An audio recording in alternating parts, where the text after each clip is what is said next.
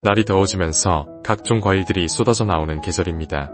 건강을 위해서는 과일을 많이 섭취하는 것이 중요하지요.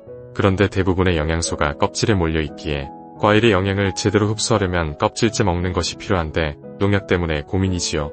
농촌진흥청에서 권장하는 과일 제대로 세척하는 법 2가지 알려드리겠습니다. 첫 번째는 꼭지를 제거하는 것입니다.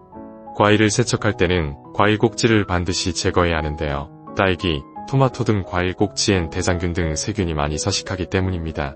꼭지가 달린 상태에서 흐르는 물에 씻었다간 과육이균의 오염될 위험이 있습니다. 농촌진흥원 국립원예특작과학원도 한국식품저장유통학회지에 게재한 논문에서 꼭지의 대장균군 오염이 높아 대장균 등 위의 세균 검출로 이어질 수 있다며 꼭지를 제거하고 세척하는 게 식중독 예방에 기여할 수 있다고 밝힌 바 있습니다. 특히 꼭지 부분은 식품으로 분류되지 않아 위생 상태가 파악되지 않는 과일도 있는데요. 바로 딸기가 그 예입니다.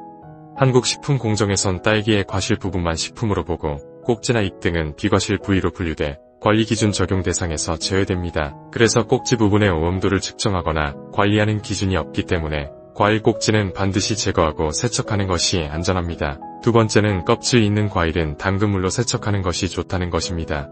과일 껍질에 영양소가 많이 포함되어 있기 때문에 과일은 껍질째 드셔야 하는데요. 잔류농약이 남아있을 수 있기 때문에 특히 세척에 신경을 써야 합니다. 경기도 보건환경연구원이 도내 유통되는 과일 20품목의 잔류농약을 조사한 결과 과일 껍질의 잔류농약 검출률이 과육의 10배 이상인 것으로 나타났습니다.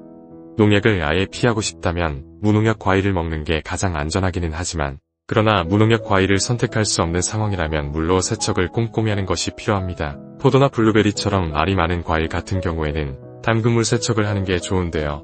담근물 세척은 수돗물을 그릇에 받아 과일을 통째로 담그는 방법입니다.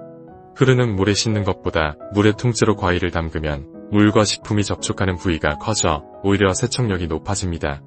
1분 동안 물에 담그고 그 후에 흐르는 물에 다시 30초 정도 헹구면 되는데요. 식초와 물을 1대10 비율로 혼합해 씻는 방법도 권장하는 방법입니다.